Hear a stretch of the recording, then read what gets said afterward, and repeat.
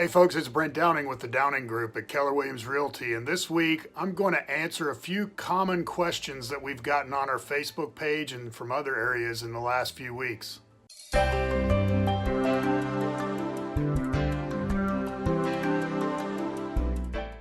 So welcome back. Glad you're here. Thought this week I would take some time to answer some questions that people have asked me. I get a lot, and maybe that people have buzzed in on our Facebook page as well, the Downing Group on Facebook. One interesting question I heard recently was, with the market appreciating like it is in the Columbia area, it's about 6% a year lately, especially in the lower price ranges. Should we sell now or should we wait until next year? So here's what I want you to think about. Let's say that you have a house that's worth $200,000 and you are thinking of buying a house, like moving up to a house that costs $300,000 today. Which would you rather have appreciate at 6% a year, a $200,000 investment or a $300,000 investment?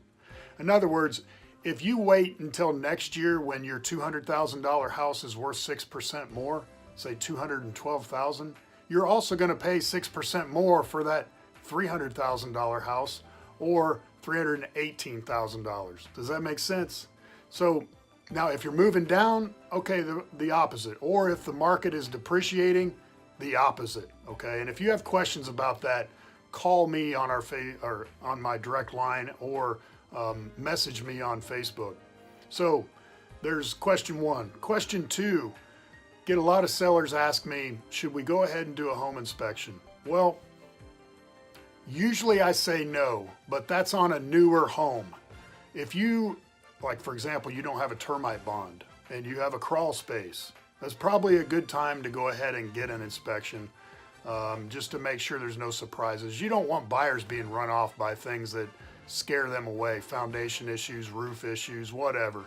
And I've seen buyers just run from that kind of stuff.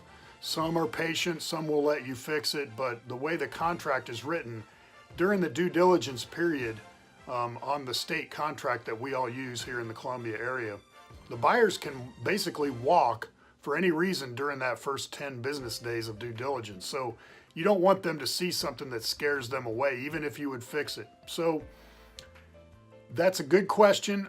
I'd say on an older home, built in the 50s or 40s, if you haven't had an inspection in a while, yeah, definitely, just so you know what's going on. But newer home, maybe, kind of depends on the situation. If it's within the last couple years, probably not. But 15, 20, 25 years old, haven't done any maintenance on it in a long time, probably so. So next question.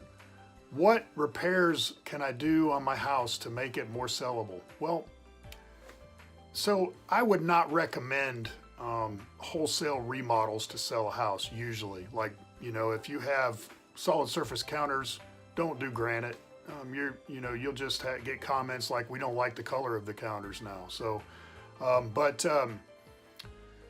easy repairs, like I have rotted wood outside, or I need to touch up my paint, or you have an obvious shingle hanging off your roof, things like that your average buyer can spot from a mile away. Yes, do those, definitely. You don't want any freebies for buyers to walk away from your house. So the last question I want to answer, and then I'll let y'all go, is should we hire a professional stager before we list our home? Usually, I would say no. Usually, buyers at least have enough imagination to look past that. But in the end, you want an agent who has a good eye for that. So, for example, when I go look at a house for the first time, I'll walk through the house with the seller, with the owner, and say, hey, we got to declutter, we got to do this, we got to fix that. Hey, move this stuff. Throw it all in the garage. No one looks in there anyway. And so it kind of depends on your agent's eye. I have a pretty good eye for that. You can see our listings on places like Zillow.com and see what I mean. But hey, if you have any other questions, call me on my cell number or message us on our Facebook page. And have a great week otherwise.